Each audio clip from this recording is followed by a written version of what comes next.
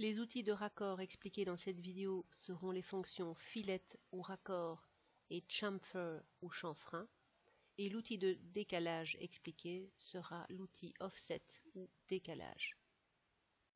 La fonction fillet ou raccord est une fonction qui permet de relier deux traits en angle ou en arc de cercle. Pour utiliser la fonction fillet ou raccord, il faut aller sur cette icône-ci. Je vais faire un raccord ici entre ces deux traits pour faire un angle et entre ces deux traits-ci pour faire un arc de cercle.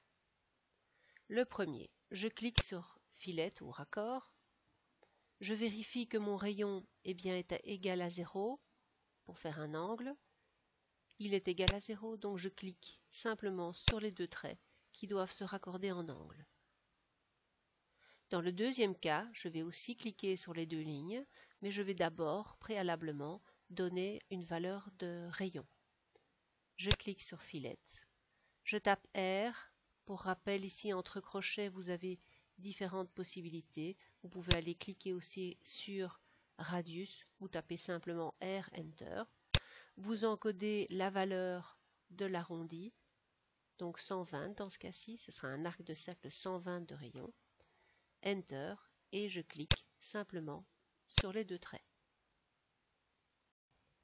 La fonction chamfer ou chanfrein est une fonction qui permet de relier deux traits en angle coupé. C'est égal à un chanfrein. Pour faire un chanfrein dans un élément, il faut connaître les distances de l'angle coupé. Ici, je vais faire un angle coupé de 50 sur 50. Pareil en dessous, et ici à droite, un angle coupé de 50 au-dessus et de 100 ici sur la verticale. Pour cela, j'ai besoin d'un outil chanfrein, donc c'est en dessous de fillet ou raccord. J'ai l'outil ici chamfer chanfrein. Je clique sur cette icône et je vais chercher la distance. Pour l'instant, je vois que la distance 1 est de 10 et la distance 2 est de 10. Maintenant, j'ai envie d'avoir des distances de 50, donc je clique sur distance et je tape 50, Enter pour la première distance, 50, Enter pour la deuxième distance. Je clique ensuite sur les deux lignes qui vont participer à cet angle coupé. Je fais Enter pour rappeler la commande et je clique simplement sur les deux autres lignes pour garder exactement les mêmes valeurs que dans le premier chanfrein. Je fais Enter pour rappeler la commande. Je reclique sur distance puisqu'ici je veux 50 au-dessus et 100 à la verticale. Je clique sur distance.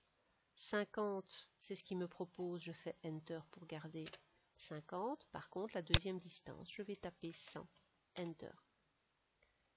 Je m'assure de cliquer sur la première ligne ici au-dessus, puisque c'est la première distance.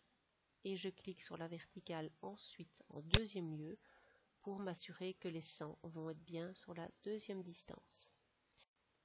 La fonction offset ou décalé est une fonction qui permet de faire des parallèles en donnant une distance de décalage.